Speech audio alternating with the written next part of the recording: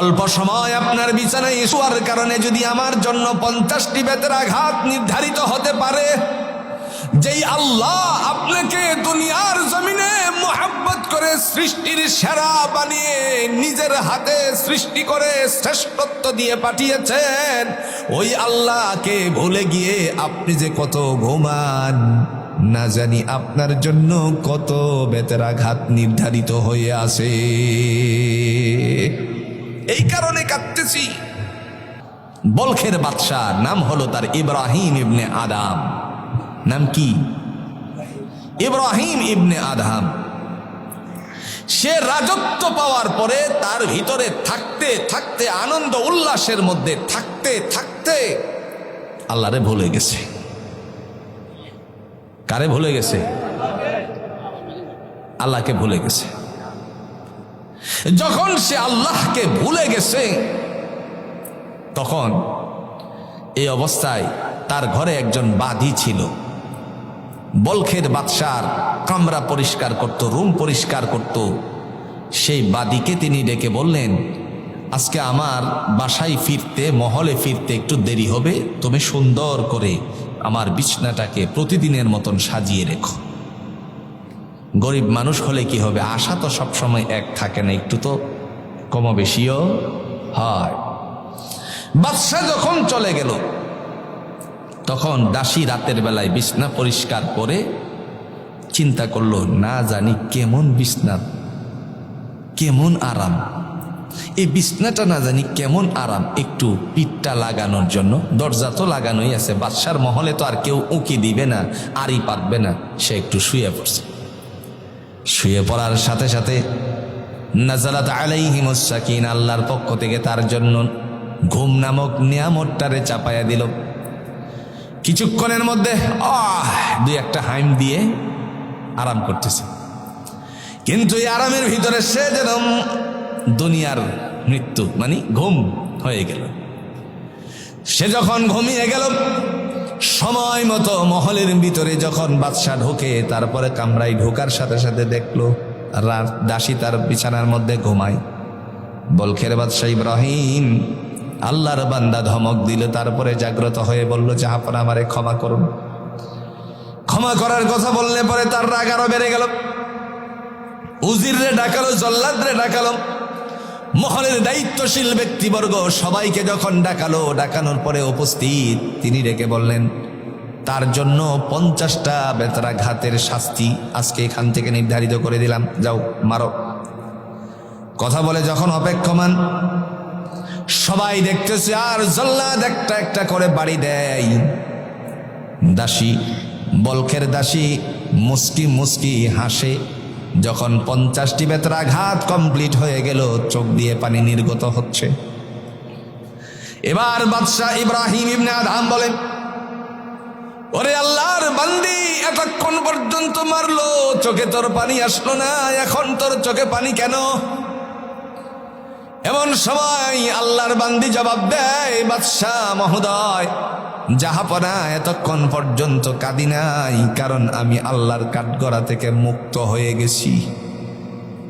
এখন কাঁদতেছি আপনার জন্য, কারণ আপনার এই মহলের অনেক খাবার আমি খাই, এই গুণের কারণে আপনার প্রতি মহাব্বতশীল হয়ে এখন চোখের পানি ছাপতেছি।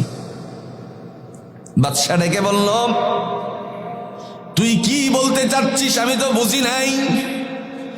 দাসী চিৎকার মেরে বলে, জাহাপনা,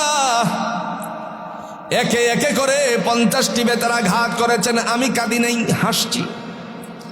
আপনি যদি আপনার এই জল্লাদের দ্বারা আমারে আঘাত না করতেন, মৃত্যুর পরে যদি আল্লাহ তার শাস্তি দিত, তাহলে আমি এই শাস্তি কখনো সহ্য করতে পারতাম না। কিভাবে আমি সহ্য করতাম? কারণ আল্লাহর শাস্তি আপনার শাস্তির চেয়ে আরো কঠিনত কঠিন। জাহাপনা, যখন আপনার 50টি বেত্রাঘাত শেষ হয়ে গেল, আমার আর আল্লাহর শাস্তির কথা মনে নাই, জানা হয়ে গেছে মহান আল্লাহর কাঠগড়া থেকে আমি মুক্ত হয়ে গেছি। এই কারণে হেসেছি। কত আমার জন্য কাঁদলে তার মানে কি? বলখের বাদশার দিকে লক্ষ্য করে দাসী বলেন, জাহাপানা, বেশি সময় ছিল না, অল্প সময় আপনার বিছানার মধ্যে আমি পিঠটা লাগানোর কারণে 50টা বেত্রাঘাত আমার সহ্য করতে হয়েছে। একটা একটা করে 50টি বেত্রাঘাত আমারে আপনি করেছেন, দয়া লাগে নাই, মায়া লাগে নাই? 50টি বেত্রাঘাত আমারে আপনি করেছেন। জাহাপানা মহলের সবাইকে বলল চলে যাও, দাসীরে বলল তুইও যা। দাসী তার কামরায় চলে গেল, মহলের সকলেই তার নির্দিষ্ট জায়গায় চলে গেল। আল্লাহর বান্দা ঘুমাতে যায়, ঘুম আর চোখে ধরে না। বারবার যেন দাসীর কথাটা অন্তরকরণের মধ্যে আঘাত করে, বারবার যেন দাসীর কথা তার অন্তরকরণে জাগ্রত করে দেয়। মহান আল্লাহর বান্দা শেষ পর্যন্ত তন্দ্রাচ্ছন্ন হতে হতে টেনশনের ভিতর দিয়ে কখন যেন একটু চোখটা লেগে গেল, স্বপ্নের ঘরে হাজির হয়ে গেল এক আল্লাহর বান্দা। হাজির হয়ে তারপর সে তার উটটারে তালাশ করতে শুরু করলো। বেজান এদিক ওদিক ছোটাছুটি করতেছে। মহলের ভিতরে এসে ডেকে ডেকে বলল, হে পথিক তুমি কে? আর আমার মহলের ভিতরে তুমি এদিক ওদিক ছোটাছুটি করছো কেন? তুমি আমার মহলের ছাদের উপরে যাওয়ার চেষ্টা করছো কেন? বলখের বাদশাহ ইব্রাহিম আল্লাহর বান্দাকে ডেকে বলে, আমার উটটা হারিয়ে গেছে, আমি তোমার বলখের ছাদের উপরে তালাশ করতে এসেছি। স্বপ্নের ঘরে ডাক দিয়া বলে, ওরে বুকা, ওরে নির্ভূত, উট কখনো ছাদে উঠতে পারে নাকি? যদি তোর উট হারিয়ে থাকে মরুভূমিতে তো তালাশ করবে, ছাদের উপরে পাওয়া যায় নাকি? এটা যদি ছাগল হতো তাহলে বুঝতাম, মনে হয় ছাদের উপরে উঠতে পারে। এই কথা বলা মাত্রই স্বপ্নের ঘরে পথিকে জানিয়ে দিল, যদি ওয়াল্লাহি আল্লাহর শপথ করে বলি, বিল্লাহি তাল্লাহি আল্লাহর শপথ করে বলি, আমার উট যদি তোমার বলখের ছাদের উপরে না পাওয়া যায়, যেই আল্লাহ তোমারে এত বড় রাজত্ব দান করেছেন, সেই আল্লাহরে ভুলে গিয়ে বলখের ছাদের নিচে শুয়া শুয়া আমার আল্লাহরে পাওয়া যায় না।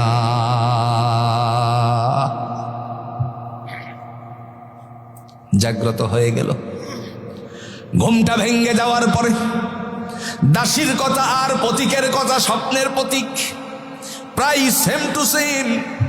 আল্লাহর বান্দা এবার তার মহলে একখানা কম্বল হাতে নিয়ে আস্তে আস্তে করে মহল ছেড়ে দেয়।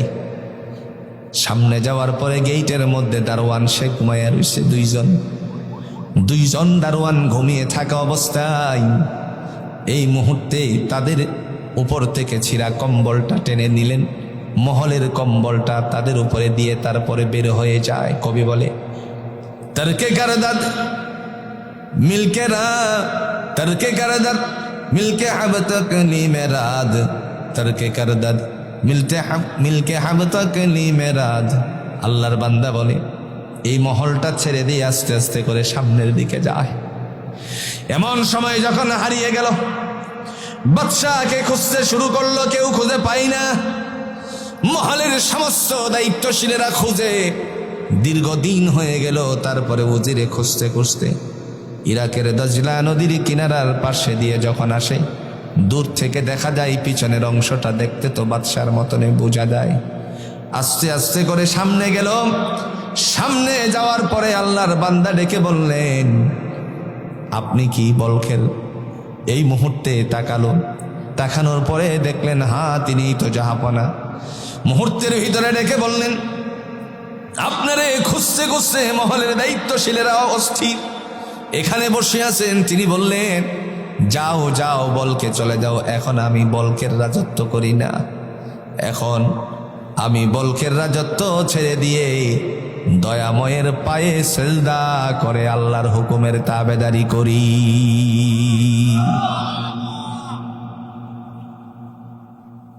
যাও। উজির বললেন, আপনার এই চেহারার অবস্থা কেন? এই চুলের এই অবস্থা কেন? আপনি তো অত্যন্ত সুঠাম দেহের অধিকারী, উস্কু খুস্কু কখনো আপনাকে দেখিনি। আপনার এই অবস্থা আমার দেখে ভালো লাগতেছে না। তিনি ডাক দিয়ে বললেন, যাকে দেখো কবরু মে, যাকে দেখো কবরু মে, सूरतों की अज बाहर तन बतन सब खुल गई है, शक्ल सूरत क्या हुई, तन बतन सब खुल गई है, शक्ल सूरत क्या हुई। কবরে গিয়ে দেখো কত সুঠাম দেহের অধিকারীরে রেখে আসে। এই সুঠাম দেহের অধিকারী তার শরীরের সমস্ত গোশত সবগুলো খসে পড়ে যায়, হাড় চারার খুঁজে কিছু পাওয়া যায় না। আল্লাহর বান্দা দজলা নদীর কিনারায় বসে বসে তখন রবের হুকুমের পালন শুরু করে দিল। আজানের ধ্বনি উচ্চারিত হলে আল্লাহর পায়ে সেজদা দেয় আর বলে, রব্বানা যালামনা আনফুসানা ওয়া ইল্লাম তাগফির লানা ওয়া তারহামনা লানাকুনান্না মিনাল খাসিরিন। রব্বানা, আমার প্রভু, যালামনা, আমি অন্যায় করেছি, অবিচার করেছি, আনফুসানা, আত্মার উপরে, ওয়া ইল্লাম তাগফির লানা, তুমি যদি ক্ষমা না করো আমার আর কেউ ক্ষমাকারী নাই, ওয়া তারহামনা, তুমি আমার উপরে দয়া করো। আল্লাহর বান্দা এইভাবে চাইতে থাকলো। আল্লাহ বলেন, বান্দারে তোমার জীবনটারে আমার জন্য যদি ঘোষণা দিয়ে দাও, চাওয়া মাত্র তোমার চাহিদা পূরণ করে দে। এই জন্য হুকুম পালন করব কার? আরো জোরে কোন কার? বেলায়েতের দরজা কাহার উচ্চাঙ্গে পৌঁছাই নাই, সেজদা সারা। আর আমাদের দেশে কত ভণ্ড আছে যারা বলে নামাজ রোজা লাগে না।